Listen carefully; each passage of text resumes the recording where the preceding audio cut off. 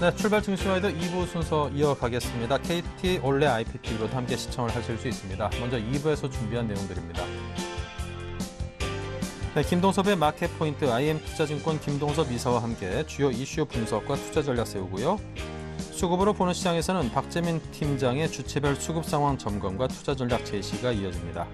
이슈 정복하기에서는 대성투자자문 안종호 주식운용팀장과 함께 아몰레드 기술을 둘러싸고 신경전이 가열되고 있는 삼성과 LG의 법정 공방 진행 상황과 이들 기업의 주가 움직임을 알아보고요. 대선 바람과 정책 이슈를 타고 재차 꿈틀거리고 있는 창투사주들의 급등 양상과 관련주에 대한 투자 전략을 살핍니다. 김재현의 키포인트에서는 노련한 트레이더 KB투자증권 김재현 차장과 함께 오전장 정리를 하고요. 효과적인 오후장 전략도 세워보는 시간을 갖습니다. 네, 먼저 이 시각 시장 흐름을 살펴보겠습니다. 시황센터를 연결해 보겠습니다. 김혜영 캐스터입니다. 네, 시황센터 김혜영입니다. 전일 코스피 지수는 약보합세와 강보합세를 등락하다 소폭 하락으로 장을 마감했는데요. 사거리일째 만에 내림세로 돌아선 모습입니다. 지난주 슈퍼마리오 효과에 치솟던 코스피 지수는 독일의 헌재 판결과 또 선물 옵션 만기 FOMC의 제3차 양적 완화 발표를 앞두고 관망세가 나타나고 있는데요. 이렇게 큰 이벤트 등을 앞두고 눈치 작전을 펼치고 있는 가운데 오늘 코스피 지수는 하락으로 장을 시작했습니다. 현재는 0.12% 하락한 1922선에서 거래가 되고 있는 모습입니다. 이어서 수급 상황 살펴보도록 하겠습니다. 외국인이 이틀 연속 매수세 보여주고 있는데요. 오늘도 매수 이어나가고 있는 모습입니다. 개인도 655억 원 매수하는 모습 나타내고 있네요. 이어서 코스닥 살펴보도록 하겠습니다. 코스피와 달리 코스닥은 나흘째 상승 중인데요. 전일 외국인이 기관과 동반 매도를 했지만 개인의 매수세에 힘입어 장을 소폭 상승으로 마감을 했습니다. 현재 코스닥은 0.20% 상승한 513선에서 거래가 되고 있습니다. 이어서 수급 상황 살펴보도록 하겠습니다. 현재 개인이 73억 원 매수세 보여주고 있고요. 기관과 외국인은 동반 매도 이어나가고 있는 모습입니다. 이어서 환율 살펴보도록 하겠습니다. 국내외 빅 이벤트를 앞두고 관망세가 이어지고 있는 가운데 오늘 환율은 반등에 성공한 모습입니다. 현재 0.03% 상승하면서 1129원 70전에 거래가 된 모습입니다. 이어서 코스피 시가총액 상위 종목 살펴보도록 하겠습니다. 코스피 시가총액 상위 종목들 오늘 혼조세 보여주고 있는데요. 현재 삼성전자는 1.04% 상승하면서 126만 3천 원에 거래되는 모습입니다. 현대차와 포스코는 약 보합세 보여주고 있고요. 현대모비스와 기아차는 상승세 나타내고 있습니다. 다음 장 살펴보겠습니다. 삼성생명이 0.84% 하락하면서 94,600원에 거래되고 있고요. 현대중공업이 주당 500원씩 밀리고 있는 모습입니다. 신한지주 1% 이상 하락하면서 35,500원에 거래되는 모습이네요. 이어서 코스닥 시가총액 상위 종목 살펴보도록 하겠습니다. 코스닥 시가총액 상위 종목 대장주인 셀트리온은 강보합세 나타내고 있고요. 파라다이스 0.61% 하락하면서 16,250원에 거래되는 모습입니다. 다음이 3% 이상 하락하면서 눈에 띄는 모습이고요. 다음 장 살펴보겠습니다. SM과 CJ ENM 강보합세 나타내고 있고요. SK브로드밴드 2% 이상 상승하면서 3,625원에 거래되고 있습니다. 이어서 이 시간 특징 업종 및 테마 업종 살펴보도록 하겠습니다. 자동차주가 혼조세입니다. 정부에서 자동차 내수 판매를 위해 대책을 내놓았지만 무덤덤한 반응입니다. 현재 현대차 0.42% 하락한 모습이고요. 기아차는 강보합세, 현대모비스도 약 강보합세 나타내고 있습니다. 정부의 부동산 시장 활성화 방책을 내놓았지만 건설업종은 무덤덤한 반응을 보이는 상태입니다. 현대건설 약 보합세 보이고 있고요. 대림산업은 1% 이상 하락한 모습, 금호산업과 삼성물산도 모두 약세를 달리고 있습니다. 문재인 민주통합 대선 경선 후보가 안철수 원장과의 양자 구도에서 오차 범위 내에 추격하는 것으로 나타났다는 소식에 급등세를 보이고 있습니다. 현재 바른손과 우리들 제약이 8% 이상 상승한 모습 나타내고 있고요. 우리들 생명과학도 3% 이상 상승한 모습, 서울건설 눈에 띕니다. 14.61% 상승하면서 상한가 나타내는 모습입니다. 북한이 남한 내 수혜를 받겠다고 밝히면서 관련주들이 상승세를 나타내고 있습니다. 이화전기가 6% 이상 상승하면서 1,395원에 거래가 되고 있고요. 광명전기도 3% 이상 상승하는 모습, 좋은 사람들도 2% 이상 상승하면서 1,825원 나타내고 있습니다. 저축은행주들이 이틀째 오름세를 보이고 있습니다. 현재 모두 다 상한가를 나타내고 있는데요. 서울저축은행 14% 이상, 시민저축은행도 14% 이상 상승하는 모습입니다. 하나투어가 자사주 처분 소식에 약세를 보이고 있습니다. 현재 0.74% 하락하면서 53,300원에 거래되는 모습입니다.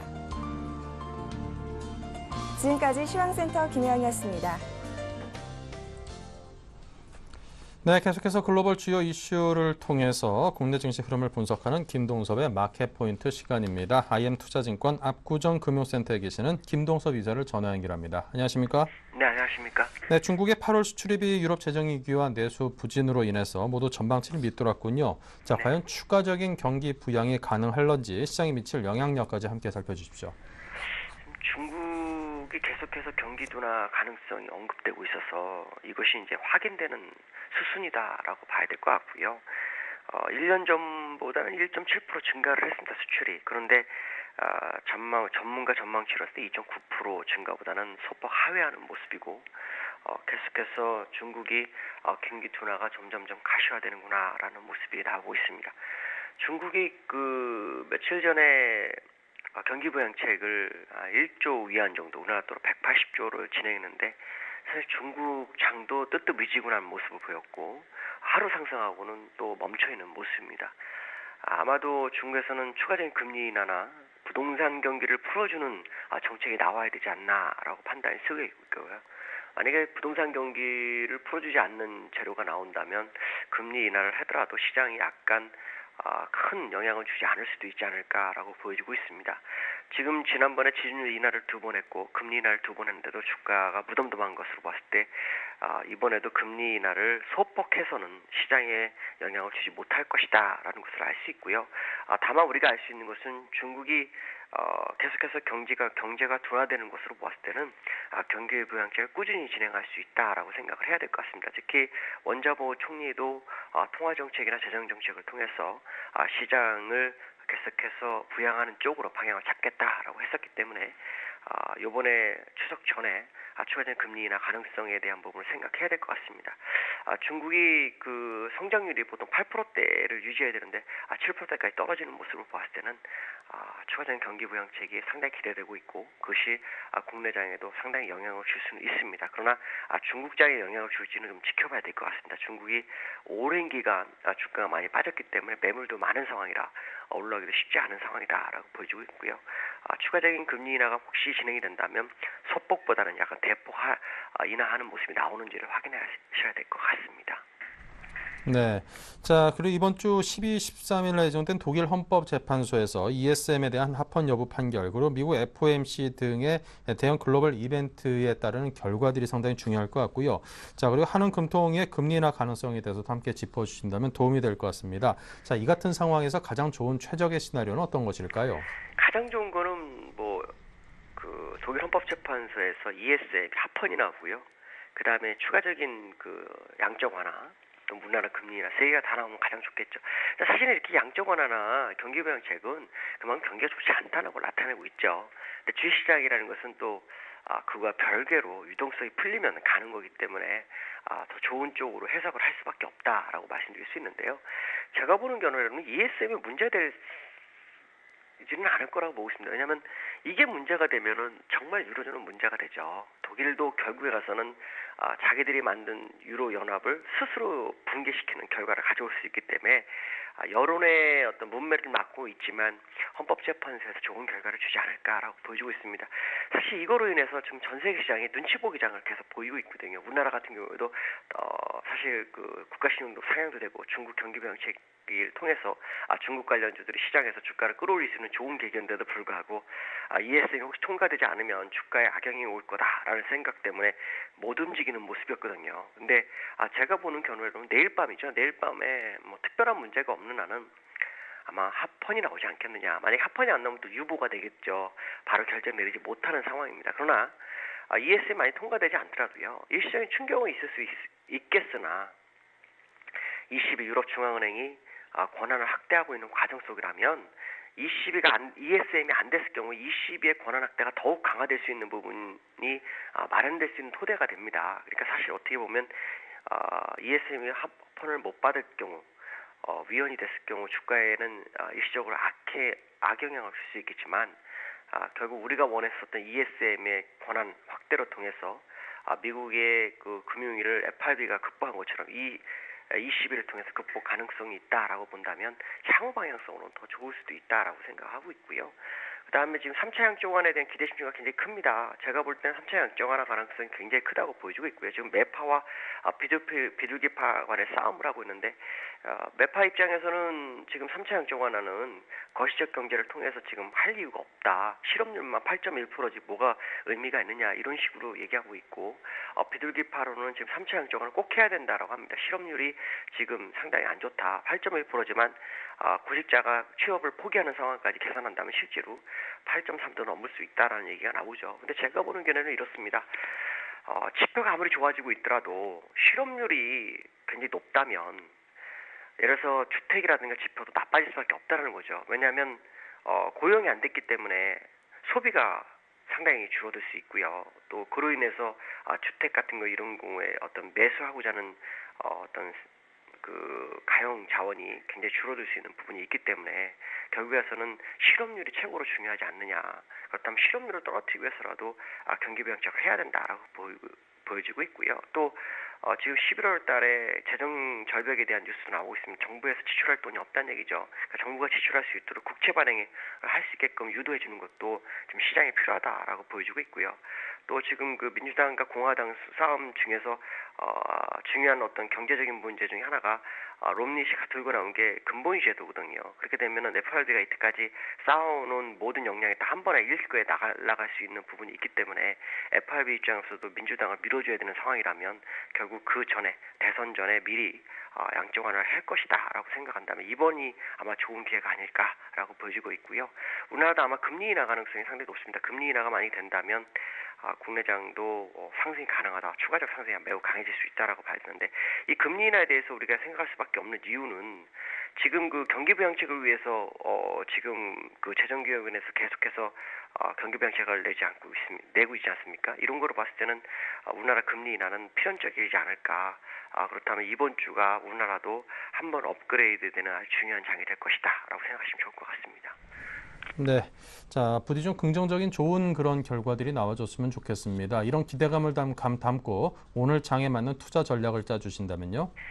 오늘 주가가 내려가는 이유를 저는 사실 이해할 수 없습니다. 우리나라에 지금 들어온 외국인들이 환율을 고정시켜놓고 현물을 들어온 상황이라고 본다면 외국인들은 더 들어오고 싶은 욕심이 있는 거거든요. 그렇다면 지금 이 가격대에서 주가를 누른다? 이게 뭔가가 잘못된 겁니다. 지금 선물 매도 세력과 현물 세력이 같은 세력이라면 같은 외국인이라면 횟지로 선물을 누른 거라고 봐야 될 거고요. 다른 외국인이라면 지금 뭔가 선물의 매도 세력이 외국인이 지금 오파를 하고 있다라고 봐야 될 것 같습니다. 제가 볼 때는 오늘도 결국에서는 막판에는 지수를 상당폭 플러스권으로 유지해주지 않을까라고 생각하고 있고요. 만약에 눌린다면 저점에서 매수 기회로 접근하는 것이 가장 바람직하다.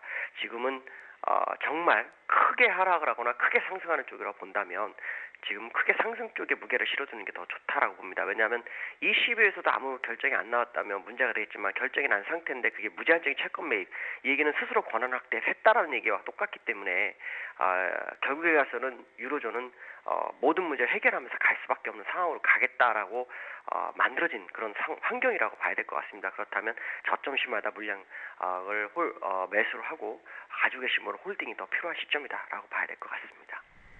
네, 자 지금까지 IM투자증권의 김동섭 이사로부터 들었습니다. 감사합니다. 네, 감사합니다. 네, 자 계속해서 신한금융투자 박재민 PB팀장을 만나봅니다. 안녕하십니까? 네, 안녕하세요. 네, 양시장의 흐름과 주체별 수급 상황부터 볼까요? 네, 오늘 코스피 시장 뭐 10포인트 이상 밀렸다가 지금 삼성전자가 좀 플러스로 돌아서면서 지수를 끌어당기는 모습을 일단 보이고 있습니다. 뭐 일단 수급적으로는 개인이 다시 좀 사기 시작했고요. 647원 시장에서 사고 있습니다. 외국인은 어쨌든 또 외국인은 현물 매수세를 보이고 있는데 역시 삼성전자랑 운수장비 자동차 업종으로 쏠림 현상이 계속 심하다는 걸 보여주고 있습니다. 전기전자 업종 200억, 운수장비 업종 130억을 사고 있는데요. 결국엔 다른 업종은 별로 사고 있지 않습니다. 기관이 어제에 이어서 결국엔 오늘 다시 또 차익 매물을 많이 내뱉는 모습입니다. 일단 투신권을 중심으로 내놓고 있고요. 아무래도 베이시스가 백어데이션으로 오늘 다시 돌아서면서 프로그램 매도 물량이 1000억 이상이 지금 나오면서 1100억 정도 지금 물량이 나오고 있습니다. 사실 프로그램 물량이 만기를 지금 이틀 앞두고서 어쨌든 부담이 되는 국면입니다. 9월물, 12월물 아무래도 스프레드가도 지금 1.55 정도 유지인데요. 1.6 이상 정도가 되면은 노르버가 될 가능성은 상당히 일단 짙어지고요. 지금 만약에 그 이하로 내려가면 프로그램이 만기 때 청산될 가능성이 좀 크다. 이렇게 좀 보시는 게 맞겠습니다. 오늘 어쨌든 업종별로는 삼성전자가 반등은 나오고 자동차 업종에서 현대모비스가 부품주가 좀 오르는 모습 일단 보이고 있고요. 기아차도 강세 모습을 보이고 있습니다. 하지만 다른 업종들이 잘 올라가지 못하기 때문에 결국에는 지수는 꺾이고 있다. 이렇게 좀 보시는 게 맞을 것 같고요. 코스닥 업종은 그래도 상대적으로 강세입니다. 하지만 수급은 역시 불안합니다. 개인이 92억 사고 있고요. 외국인과 기관이 각각 31억, 60억 정도 지금 팔고 있습니다. 뭐 업종별로는 상승보다 하락이 우세하고요. 아무래도 오늘 누르는 거는 결국엔 만기를 앞두고서 아무래도 외부 영향도 있지만 만기를 앞두고서 만기 때 수익을 극대화하려는 메이저들의 그 포지션 때문에로 일단 해석을 하는 게 맞을 것 같습니다. 네, 오늘 주체별 속내를 표현해 주신다면요? 네, 오늘 주체별 속내는 사실 외국인 같은 경우는 노르버 작업을 진행 중이다. 이렇게 좀 말씀을 드리고 싶습니다. 어제도 선물이 6천억 나왔죠. 오늘 2천억 나옵니다. 현 시장에서 선물 매도를 9월 말에 대한 매도가 맞지만 지금 시장은 하방 압력을 주는 신규 매도 이런 물량은 아닙니다. 12월물을 매수하고 결국에 원월물을 매수하고 근월물을 매도치는 노르버 작업을 진행 중이다. 결국 만기주에는 항상 노르버 작업이 진행합니다. 그렇기 때문에 그 작업을 진행 중이기 때문에 파생 포지션 단순히 외국인이 선물 매도하는 것에 대해서 또 너무 두렵게 생각하실 필요는 없다고 생각이 들고 있습니다. 만기 결제 지수는 또 작업 중이다. 만기 결제를 일단 지금 포지션대로 하면 한 252에서 253 정도 지금 지수대에서 결국 결제시키지 않을까. 근데 아무래도 변수가 있습니다. 독일의 ESN 하파원 그 이윤 여부 그게 이제 수요일날 밤에 발표가 되기 때문에 그게 좀 아무래도 변수가 될 걸로 보고 있습니다. 하지만 그 변수가 지나치게 바뀌지 않는 이상은 만기 지수가 변하지는 않는다. 특히 컷오프 위층되어 있을 때는 옵션 만기일처럼 또 변동성이 심하게 변동되지는 않는다고 말씀을 드리고 싶습니다. 개인 같은 경우에는 떨어진다, 사자. 그리고 버닝캐형만 믿으면 된다. 이렇게 좀 생각하는 것 같습니다. 드라기도 결국엔 약속을 지켰고요. 지금 미국발 양적완은 사실 나오기에 애매하고 또 안 나오기도 애매하고 계속 그렇다고 말씀을 드렸는데 지금 어쨌든 그 기대 심리는 상당하다고 볼 수 있습니다. 그 개인이 그것들을 좀 아무래도 이용하면서 선물에 최근에 개인들이 많이 매수했었고요. 그리고 거래소에서 다시 또 떨어지니까 매수하는 모습 아무래도 만기도 앞두고 있지만 주요 이벤트들을 앞두고 좀 적극적으로 대응을 하려고 다시 좀 턴을 한 것 같습니다. 기간은 아무래도 이벤트 앞두고 몸 사리는 게 좋겠다 이렇게 생각을 하는 것 같습니다. 그렇기 때문에 또 매도가 나오고요. 물론 그 이후로는 국가 차익 매도가 많이 나옵니다. 그 물량을 떨구는 거는 결국 선물 쪽에서 외국인들의 플레이에 의해서인데 어쨌든 투신권이 집중적으로 던지는 걸로 봐서는 어쨌든 지수대가 주요 이벤트를 앞두고선 부담스럽다 이렇게 판단을 하고 있는 것 같습니다.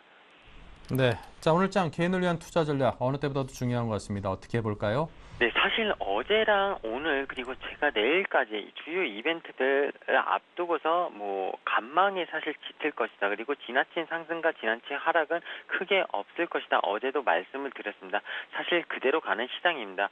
오늘 하락분이 심한 것도 아니고요. 아침에 조금 빠졌다가 올라오지만 결국에는 만기 지수를 맞추기 위해서 작업을 한다고 생각을 하시면 되겠습니다. 미국 시장도 밤사이 별다른 소식 없었지만 정고점에 대한 차익 매물 그리고 애플이 신제품을 발표하게 되면 할 예정으로 아무래도 차익 매물이 나오면서 나스닥 지수가 빠졌던 점 이런 점은 어느 정도 시장에서 당연히 기술적으로 대응할 수 있는 영역이었고요. 어제도 말씀드렸지만 가된 억폭주를 단기 트레이딩하는 전략은 맞지만 가급적 현금을 가지고 정책 대응 후에 정책 이슈 대응 후에 결국엔 대응을 해라 이런 말씀을 드렸습니다. 계속 이거에 대해서 누차 말씀드리는 이유는 먹을 게 별로 없다는 겁니다. 먹을 게 없고 매매하기 참 어려운 시장이다. 참여했다가 현금만 묶이게 되는 시장일 가능성이 크기 때문에 쉬는 게 낫다. 오죽하면은 계속 이렇게 말씀을 드리는 저도 답답하지만 결국에는 이 한마디만 더 드리면 올해 2012년 증시는 정말 좀 거의 뭐 개판 5분 전 장입니다. 속된 말로. 왜냐면은 프로그램이 아니면은 증시가 매물이 없었습니다. 사려는 세력도 없었고 팔려는 세력도 없었습니다. 이번에 외국인이 산 것도 거의 80% 가까이 육박한 게 프로그램이었고요. 결국엔 선물 시장에 의해서 현물이 돌아간 백어데이션 결국 웹도둑 시장. 잠깐 말이 좀 헷갈렸는데 웹도둑 시장만 연초부터 내내 진행이 됐다는 겁니다. 그렇기 때문에 주요 어떤 업종들도 주도주도 별로 그렇게 없었던 시장이고요. 전차군단을 빼고서는 다른 업종으로 수익 내기도 힘들었고 코스닥에서 기관이 수익률 게임을 8월 달에 진행을 했지만 개인들은 전부 다 뭐 베껴먹기 하는 시장이 아니었나 이렇게 정말 어려운 시장이었다 이렇게 좀 해석을 하는 게 맞을 것 같습니다. 다만 4, 4분기가 그런 긍정적이냐 여기에 오늘 좀 말씀을 드리면서 투자 전략을 세우는 게 맞을 것 같은데요. 만약에 미국이 양적 완화를 쓰고요. 중국이 양적 완화를 쓰게 되면 4, 4분기는 생각보다 좋을 수 있습니다. 2천선을 다시 회복할 수도 있을 걸로 보고 있는데 다만 종목별로 수익을 내기엔 그래도 힘들 것이다. 왜냐하면 기본적인 펀더멘탈이 너무 기업들에서 일단 안 나옵니다. 손익적인 면에서 너무 안 나오고요. 어느 업종 하나 좋은 업종이 지금 별로 없습니다. 전차군단 그나마 선방했던 것도 이제 뭐 환율적인 면이나 삼성전자 애플과의 소송이 장기 전환되고 있고요. 현대차 같은 경우 미국 시장에서 점유율이 계속 떨어지고 있는 상황입니다. 그렇기 때문에 정말 시장을 참여하시려면은 항상 짧은 트레이딩, 현금을 가장 많이 가져갈 수 있는 그런 트레이딩 전략이 가장 적합하다. 뭐 이 말씀은 계속 아마 4, 4분기까지 제가 지겹도록 좀 드리지 않을까 생각이 들면서 참 수익 내기 어려운데 이럴 때일수록 좀 한 템포 쉬면서 생각을 하시면서 매매를 하시면은 좀 좋지 않을까 그런 생각하면서 오늘 마무리를 하겠습니다. 네, 알겠습니다. 오늘 개인 투자 전략까지 잘 들었습니다. 지금까지 박재민 PB팀장이었습니다. 고맙습니다. 네, 감사합니다.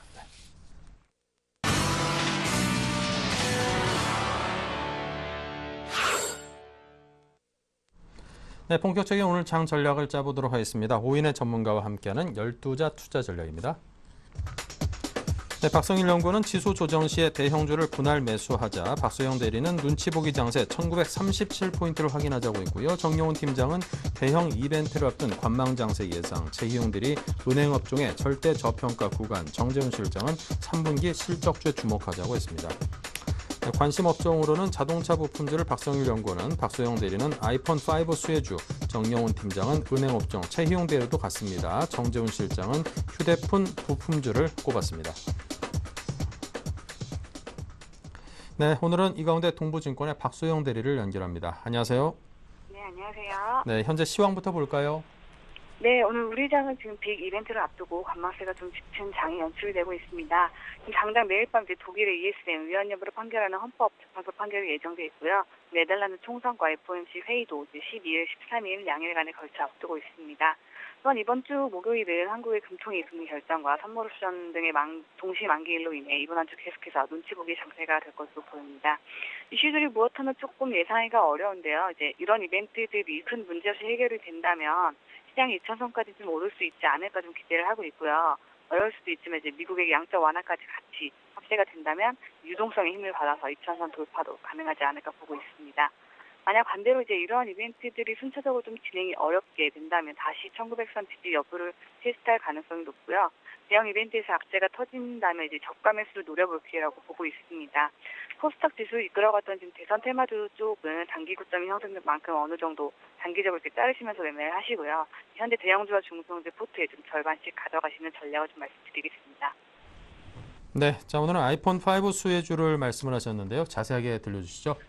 네, 지금 아이폰 5 공개를 이제 하루 앞두고 이제 관련 부품들의 향방이 조금 이제 집중이 되고 있는 오늘인데요. 보통 이제 IT 부품주들은 신제품이 출시되기 전까지는 이제 기대감을 갖고 상승세를 보이다가 막상 출시가 되면 이제 상승 재료가 이제 소멸이 되다 보니까 이제 약세를 보이는 경우가 보통 대부분입니다. 대표적인 아이폰 5 관련주로는 이제 미라이콤, 인터플렉스, 옵트론텍 등의 종목이 있는데요. 이제 지금까지 상승세를 조금 이제 이어가고 있는 종목도 있고 이미 약세로 좀 돌아선 종목도 있습니다.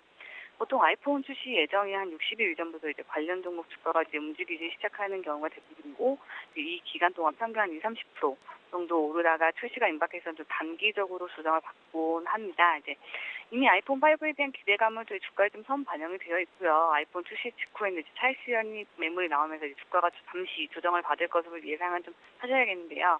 장기적인 관점에서 본다면 애플 부품주들은 또 이제 새로운 아이폰이 나오고 아이패드 출시를 주기로 해서 이제 급등과 소폭 조정을 반복해서 보통 움직이는 경우가 대부분이니 조정을 받을 시에 관심을 가져보시는 것도 이제 기회라 생각이 듭니다.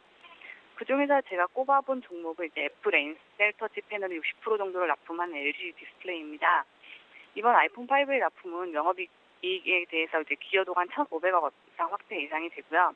아이폰 5뿐만 아니라 아마존 등의 이런 납품처들의 신제품의 공개가 예정이 되어 있어서 관련에 따른 수혜도 이제 LG 디스플레이에겐 좀 가능한 전망으로 보고 있습니다. LG전자의 스마트폰 판매가 호조세를 좀 보이고 있고요. 지금 또 18일 옵티머스 G가 같이 공개된다는 소식에 또다시 이제 LG 디플한테는 이제 수혜를 낳을 수 있는 이제 소식이 전해져 왔는데요.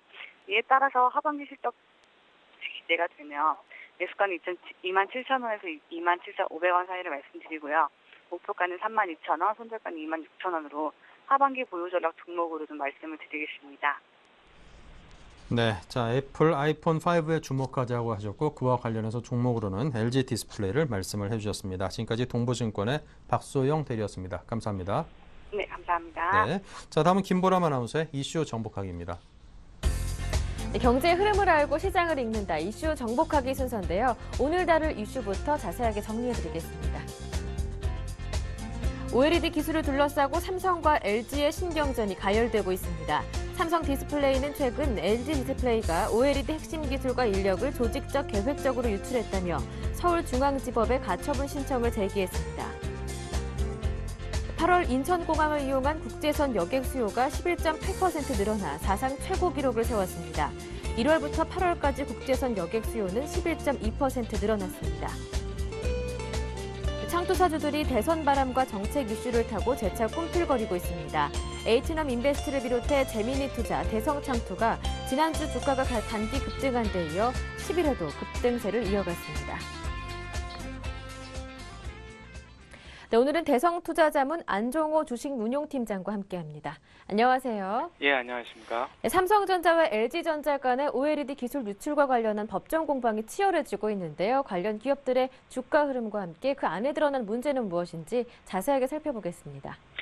예, 삼성에서는 LG 디스플레이에서 핵심 기술하고 정보를 빼내갔다라고 주장을 하고 있고, LG 디스플레이에서는 경쟁사 흠집 내기다. 그래서 왜곡되고 사실이 과장됐다라고 주장을 하고 있습니다. 그래서 그 삼성과 LG의 그 OLED를 둘러싼 법정 공방은 뜨거운지 모르겠는데요. 관련주들의 주가는 그렇게 크게 좋은 편이 아닙니다. 왜냐하면 그 OLED 증설과 관련된 일정들이 지연되고 있기 때문인데요.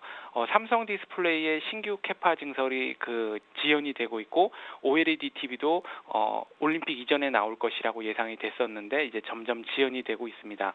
그 시장에서는 5.5 그 세대 라인이 증설되면서 플렉서블 디스플레이에 대한 어떤 투자나 기술 개발 같은 것이 완료돼 가지고 그 모바일 패널에 어떤 그 플렉서블이라는 혁신적인 변화가 올 것이다라고 생각을 했었습니다. 하지만 그 증설하고 이제 기술 개발들이 지연이 되면서 시장의 기대치가 많이 낮아지고 있는데요.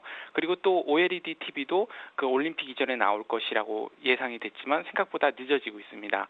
그 시장에서는 그 OLED에 가장 앞섰던 삼성 모바일 디스플레이가 그 공격적인 행보를 보이다가 왜 갑자기 이제 그 보수적인 모습을 보이는가라는 거에 대해서 관심이 맞춰지고 있는데요. 아무래도 방향을 전환한 이유가 이제 OLED 수급 때문이라고 생각이 되고 있습니다.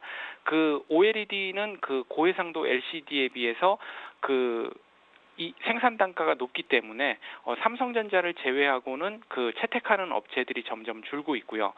공급 면에서는 생산 수율이 낮기 때문에 단가가 높습니다. 만약에 시간이 지나서 이제 수율이라는 문제가 해결이 된다고 하더라도 OLED 지금 공정의 어떤 표준이 결정되어 있지 않기 때문에 그 부품 회사들까지도 그 공격적인 증설을 하기 어려운 지금 상황입니다. 그래서 이제 우리나라 국내 OLED 패널이 점점 이제 개선이 되기 위해서는 맨 처음에 OLED 그 패널의 수율이 올라가면서 그 생산 단가가 낮아져야 될 것으로 보이고요. 그리고 OLED 자체적으로도 기술이 개발돼서 그 LCD 고해상도에 못지않은 그 훨씬 더 좋은 고해상도 화질이 나와야 된다고 보입니다. 그래서 이런 모든 문제들이 돼서 이제 기술 공정에 대한 어떤 표준까지 정해지게 된다면 2013년 이후에 공격적인 그 증설이 재개되지 않을까 이렇게 생각을 하는데요. 그래서 그 OLED 패널이 이제 중장기적인 어떤 성장에 대해서는 긍정적이지만 단기적으로는 좀 이제 그 전망이 그렇게 좋지는 않습니다. 그래서 OLED 관련된 종목들은 어떤 중장기적인 시간을 두고 투자에 나서야 하지 않을까 기대하고 있습니다. 네, 8월 인천공항의 국제선 여객 수요가 사상 최대 실적을 기록했다고 하는데요. 화물 수송은 경기에 따라 변동성이 있지만 이렇게 여객 실적은 해외여행이나 연수 등으로 꾸준한 움직임을 보이면서 항공주들에 대한 실적 개선 기대감이 높아지고 있습니다. 자세한 내용 들어볼까요? 예, 맞습니다. 8월 들어서 그 전년 들어서 그 항공의 운항 실적이 그 12% 넘게 개선되는 모습을 보였고요. 그 중에서는 이제 그 여객 운송이 12.2% 오른 것이 주요했습니다. 그 화물 운송은 그 전년 동기 대비해서 마이너스 2.7%를 보였는데요. 그 글로벌 경기가 부진해지면서 도착 화물도 늦고 그리고 보내는 것도 낮아지면서 이제 마이너스 2.7% 보냈습니다. 그 여객면을 보게 된다면은 우리나라에서는 그 작년 대비 그 12.2%가 보였는데 아무래도 이제 올림픽 효과도 있었고요. 그리고 또 방학 수요가 되면서 그 환승 승객도 이제 급증을 한 것이 견인됐습니다. 그 최근 그 시장이 좋아지면서 각종 업종에 대해서 그 실적이 과연 개선되느냐에 대해서 관심이 많은데요. 그 항공업은 실질적으로 그 실적이 개선되고 있는 업종 중에 하나입니다. 그 대한항공 같은 경우도 2분기 적자에서 이제 3분기는 흑자가 예상이 되고 있는데요. 그 우리나라 그 항공업을 생각해 보면은 예전에는 여객보다는 화물을 얼마나 많이 나르느냐에 대해서 굉장히 주가가 많이 연동이 됐었습니다. 하지만 그 최근에는 항공업을 보게 되면은 여객 수를 상당히 중요하게 여기고 있습니다. 왜냐하면 그 화물이라는 것은 경기에 따라서 이제 수요가 그 들쭉날쭉하면서 그 예상하기 힘들어지지만 생활 수준이 올라가고 이제 소득 수준이 올라가면서 그 여객에 대한 어떤 수요는 꾸준히 늘고 있기 때문입니다. 그래서 그 항공업에 대해서도 관심을 가져볼 만하는데 같은 맥락으로 여행업에 대해서도 또 좋은 뷰를 가질만 해봅니다. 왜냐하면은 예전에는 여행사는 이제 망하면 책상하고 뭐 전화기밖에 남는 것이 없다라고 하면서 그 굉장히 재무적인 안정감이 많이 떨어지는 이제 업종으로 생각해 왔는데요. 우리나라도 이제 해외나 국내로도 이제 여행이나 레저를 즐기는 것들이 이제 들쭉날쭉한 것이 아니라 꾸준히 성장하고 있기 때문에 그런 면에서 본다면 여행업이라는 것 자체가 큰 자본을 들이지 않고 효율적으로 이제 수익을 남기는 사업이 된 겁니다. 그래서 또 여행업 하면 쉽게 진출할 수 있을 것이다라고 생각하지만 최근 우리나라의 여행 업종에 대한 어떤 분석을 해보면 상위 2개사가 그 시장 점유율을 높게 유지하면서 그 업계에 큰 영향력을 행사하고 있습니다. 그래서 신규 여행업 진출도 진입 장벽이 상당히 높은 편이라서 그 진입이 쉽지 않은 모습이고요. 그렇기 때문에 이미 그 시장을 점유한 회사들에 대해서는 투자 매력도가 점점 올라가고 있습니다. 그래서 그 예전에 어떤 구태에서 벗어나고 있어서 그 벗어나고 있는 그 국내 그 빅2 여행사들은 아주 민감하게 지금 변화하고 있는 모습들을 저희가 좀 민감하게 바라봐야 되지 않을까 싶습니다. 네, 한편 대선 바람을 타고 창투사주들이 다시 꿈틀대고 있습니다. 특히 정부가 어제 발표한 경제 활력 대책에서 벤처 투자가 포함된 점도 호재가 됐다고 하는데요. 관련주 투자에서 유의할 점은 없는지도 살펴보겠습니다. 예, 창투사들 주들이 이제 대선 관련하고 정책 이슈를 타고 이제 많이 오르고 있는데요.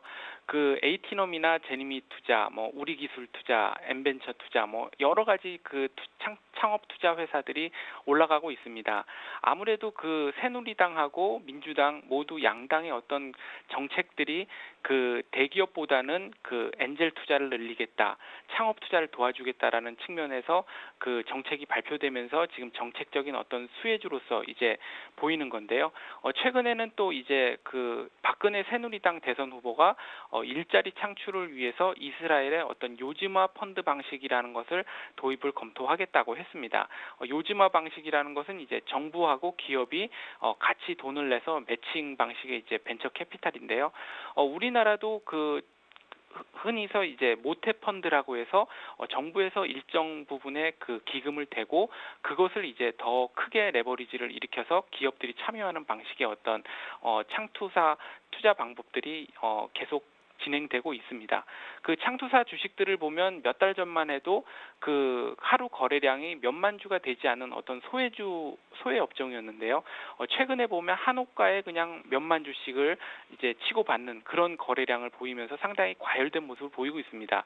그래서 이제 어떤 증권사 애널리스트 분들은 창투사주들이 정치 테마주로 분류되면서 급등을 했지만 그 일자리 창출의 수혜가 이제 불투명한 상황에서 실적 개선이 뚜렷하지 않은데도 불구하고 이제 주가가 많이 오르고 있기 때문에 투자에 주의해야 된다 이렇게 말씀을 하고 계신데 그 말씀대로 그 보통보다 이제 3배 이상 지금 오른 종목들이 많기 때문에 그 매매에 참여하기는 상당히 쉽지 않아 보입니다. 하지만 저희가 어떤 투자 아이디어를 얻는다면은 지금 여당이나 야당 모두 다 대기업 살리기보다는 중소기업에 대한 어떤 지원책을 발표하고 있기 때문에 기존의 그 대기업들이 시장 점유율을 크게 가지고 있었던 부분들은 이제 어느 정도 일정 부분이 그것을 대처할 수 있는 기술을 가진 중소기업에게 양도될 수 있기 때문에 그런 기업들을 한번 찾아보는 것도 좋은 투자 아이디어일 것 같습니다. 네, 말씀 잘 들었습니다. 고맙습니다. 예, 감사합니다. 지금까지 이슈 정복하기 김보람이었습니다.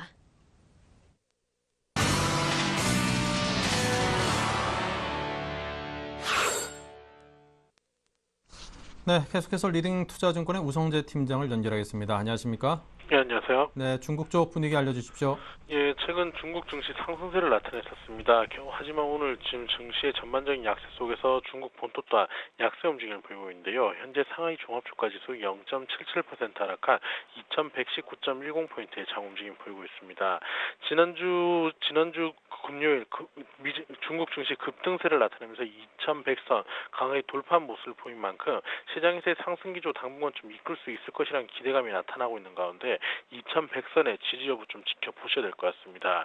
지금 해관 총서에서 발표한 중국의 수출입 전년 동기 대비 0.2% 증가한 것으로 발표를 했었는데요. 8월에 중국의 수출입 총액 3,292.9억 달러로 전년 동기 대비 0.2% 증가한 것으로 발표가 났었습니다.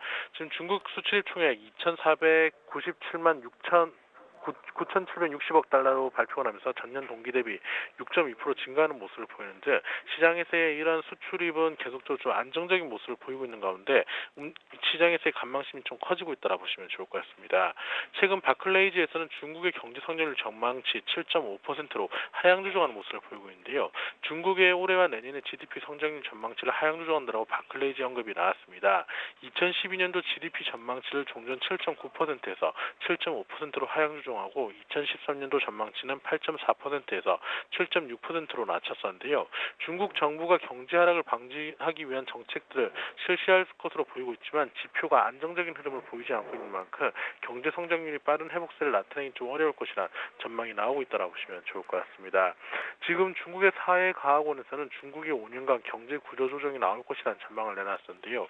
최근 중국 정부에서 철강 업종의 일일 조광 생산량이 작은 기업들을 대상으로 그 어깨 재편을 하겠다는 언급이 나오는데 중국에 있는 대다수의 중소기업들이 문을 닫으면서 M&A가 크게 확대될 것으로 보이고 있습니다. 지금 결국 이러한 것들에 따르는 시장에서의 규모의 경제 통황, 그 기업들의 실적이 개선될 것이라는 기대감이 좀 커지고 있는 가운데 오늘 중국 본토 지수 단기 급등에 따라 차익 매물이 좀 꾸준히 출현할 확률이 높다라 보시면 좋을 것 같습니다. 지금 상하이 종합주가지수 2100선에서의 지지를 가능할 것으로 보이고 있는 가운데 장중 낙폭을 줄여나가면서 전략 후강의 장세로 전환될 수 있을지 여부 확인하시면서 접근하셔야겠습니다.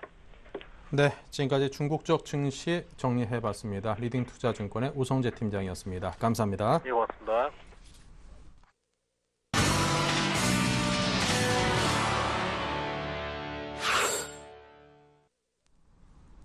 네, 계속해서 김재현의 키포인트 이어갑니다. KB투자증권의 김재현 차장입니다. 안녕하십니까? 예, 안녕하십니까. 네, 먼저 오늘 장 흐름이 어떤지 한마디로 표현해 주시겠습니까? 오늘 계륵이라는 제목을 한번 붙여봤습니다. 일단 오늘장 어제에 이어 소폭의 좀 변동성만 보여주고 있습니다. 제가 말씀드린 키워드 계륵 같은 경우에는 지금 먹기도 버리기도 굉장히 아깝다는 뜻인데 외인의 포지션을 보게 되면 딱 맞는 표현이라고 말씀드릴 수가 있습니다. 일단 소폭의 현물 매수와 여전히 만기 하방 포지션, 즉 향방을 좀 점치기는 힘들고 그렇다고 어느 한쪽을 버리기는 힘든 상황으로 일단 ESM과 FOMC 만기까지 세 가지 변수를 앞두고 관망하는 모습을 보여주고 있습니다. 네, 자 이제 오후장 전략을 키워드로 알아보겠습니다. 오늘 오후장의 키워드는 어떤 것일지요? 예, 먼저 하방에 대한 대비를 좀 하셔야 될 것 같습니다. 어제 외인의 만기 포지션을 말씀드리면서 하방에 대한 포지션을 구축하고 있음을 알려드렸습니다. 일단 금요일장 대량 매수 후에도 이 하방 포지션을 바꾸지 않았음은 분명히 하방 쪽에 대한 확률을 보고 있다는 뜻입니다. 우리도 역시 한 방향보다는 하방에 대한 대비를 좀 하셔야 됩니다. 소극적인 방법으로는 일단 일정 부분 좀 현금화하는 전략이 있겠고요. 적극적으로는 풋옵션을 일정 부분 매수하는 부분이 있겠구나. 제가 추천드리는 부분은 인버스를 20% 정도 계좌에 편입시키고 이런 다양한 변수들로 인한 대비를 좀 하시길 바라겠습니다. 두 번째는 이제 실적 점검을 좀 해야 될 때입니다. 일단 금요일 큰 폭의 낙폭 과대주 매수 흐름이 좀 있었고요. 그 다음에 일단 시장은 그 상태로 좀 답보 상태로 보이고 있습니다. 이럴 때일수록 좀 점검하셔야 되는 부분이 3분기 실적입니다. 실적에 나오는 주식이라면은 빠져도 좀 추가 매입을 할 수 있지만 그렇지 않은 경우에는 모두 선조를 쳐야 되는 경우가 생겨서 손해가 좀 심해집니다. 3분기 실적이 좋은 주식들을 몇 가지 좀 추천드리겠습니다. 3분기 같은 경우에는 그 실적 가이던스가 2분기 예상했던 것보다 무려 한 70% 기업들이 17% 이상 하향 조정되었다고 합니다. 그만큼 좀 실적 내기가 힘든 분기이기 때문에 실적이 나올 수 있는 종목군들이 굉장히 적습니다. 그렇기 때문에 이들 종목들이 더 좀 공격적으로 갈 수 있고요. 종목을 말씀드리자면은 호텔 신라, 아이마켓 코리아, 현대위아, 삼성전자, 하나투어, 파라다이스 등이 있습니다. 지금 정도 시점이라면은 지속적으로 좀 관심을 주셔야 하는 주식들입니다. 또 세 번째로 QE3에 대해서 한번 말씀드리고자 합니다. 이번 FOMC 회의 때 QE3에 대한 향방을 가리는 자리이기에 무척 좀 중요한 회의입니다. 우리는 이 QE3에 대해서 시행을 했을 때와 그렇지 않을 경우 이렇게 양방향을 좀 대비를 하셔야 됩니다. 먼저 시행을 한다고 한다면은 기존 낙폭 과대주 위주의 매수와 또 상품 가격 급등을 좀 대비를 하셔야 됩니다. 대표적으로 고려아연, 풍산, 금호석유, 현대중공업 등이 있겠고요. 두 번째로 이제 반대로 시행하지 않을 경우를 보셔야 됩니다. 그렇다면은 시행하지 않았을 경우와 비슷한 장세인 이번 4월에서 7월 하락장을 좀 살펴볼 필요가 있습니다. 그때 이제 유럽이 QE2에 대해서 지속적으로 좀 돈을 매수하고 있다가 QE2가 실패하자 돈을 좀 빼면서 하락장이 좀 급하게 왔었죠. 그때 강했던 종목군들이 만약에 이번 FOMC에서 QE3에 대한 언급이 없다면은 비슷한 상황이 연출될 수 있을 거라고 예상이 됩니다. 하락장이 강했던 종목들을 보게 되면 대표적으로 이제 코스맥스가 있고요. GKL, 파라다이스, CTC 바이오 등이 있습니다. 그래서 지금 이렇게 QE3에 대해서 언급을 할 경우와 하지 않을 경우 두 가지 경우를 살펴보았습니다. 일단 날짜가 이틀밖에 남지 않았기 때문에 포트 내에서 이 두 가지 종목군들 중에 한 가지씩은 좀 편입을 하시길 부탁을 드리겠습니다. 네, 자 그렇다면 오늘 오후장 관심 종목은 어떤 걸 고르셨는지요? 예, 조금 생소하실 수 있는데요. CNS 자산관리라는 종목을 골라봤습니다. 일단 업체에 대해서 좀 설명을 드리자면은 국내 1위의 건물 관리 업체입니다. 동사는 건물 종합 관리, 그러니까 시설 미화, 경비, BTL, 임대 등을 하고 있는 국내 1위 업체입니다. 시설 보안 부분 전문 기술자가 한 800명 있고요. 정규 직원이 3,400명을 보유하고 있으며 현재 전국 200여 개, 그러니까 대표적으로 김포공항, 미8군, 롯데백화점, 국민은행, 대우증권, 부산대학교 등의 현장 관리를 하고 있습니다. 또 BTL로 신규 성장 동력을 확보를 했는데요. BTL이 뭐냐면은 민간 사업자가 컨소시엄을 통해서 자금을 투자해 시설을 건설한 후에 공공기관의 소유권을 이전하고 공공기관으로부터 20년에서 30년 정도 장기로 시설 임대료 및 유지관리비 명목으로 운영 수익을 받아서 투자 원리금을 회수하는 방식으로 좀 장기적이고 안정적인 수익 사업입니다. 2006년도부터 이 BTL 사업 진출로 지난 5년간 약 한 13.8%의 매출 성장세를 보여주고 있습니다. BTL 매출 비중은 올해 한 15.2%로 확대될 전망이고 이렇게 차별화된 사업으로 매출액도 전년 동기 대비 12% 증가한 1,091억 원을 지속적인 성장세를 이어갈 것으로 예상이 됩니다. 또한 이 회사 같은 경우에 좀 작은 기업에도 불구하고 배당을 굉장히 많이 줍니다. 시가 배당률을 한 10%대 전망이 되는데요. 주주 환원 정책 일환으로 고배당 정책을 유지하고 있습니다. 지난 3년간 주당 배당금과 시가 배당률을 각각 2009년부터 보게 되면 2009년도에는 약 6% 정도 나왔고요. 2010년도에는 한 9%, 2011년도에는 10%로 고배당을 실시하였습니다. 그렇기 때문에 올해 같은 경우에도 굉장히 이익이 잘 나오고 있기 때문에 10%대 이상의 고배당을 좀 예상을 해봅니다. 그렇기 때문에 지금 현재 굉장히 좀 매입 적기를 보여지고 수급 조한 굉장히 양호해가지고 차트를 보시게 되면은 굉장히 안정적으로 우상향하고 있음을 알 수가 있습니다. 그래서 매수가는 한 4,400원 정도 드리고요. 목표가는 5,100원, 손절가는 4,100원 제시하겠습니다.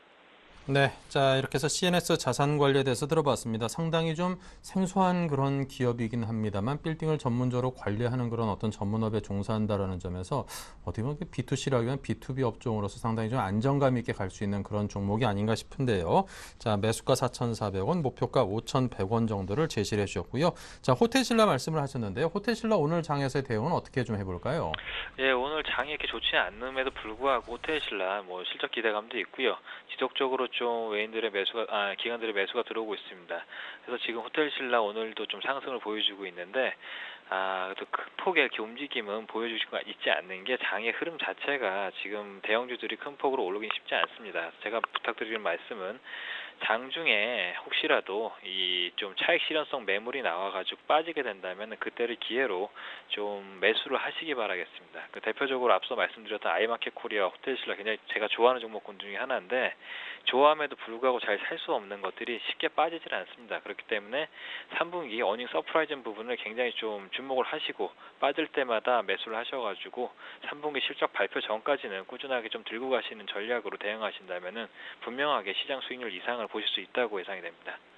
네, 알겠습니다. 지난번에 말씀하신 호텔신라에 대해서까지 말씀을 해주셨습니다. 지금까지 KB투자증권 김재현 차장과 함께했습니다. 감사합니다. 감사합니다. 네, 잠시 후 11시부터는 종목 퀵서비스 시간이 준비되어 있습니다. 무료 문자 013-3366-0110 그리고 전화 023153-2610번으로 주시면 가능하니까요. 여러분께서 많은 참여를 해주시기 바라고요. 출발 증시와이드 블로그에도 많은 자료와 정보들이 여러분을 위해서 준비되어 있습니다. 오셔가지고 많은 정보들 보시고 여러분께 필요한 것들 취사 선별해서 가져가시기 바랍니다.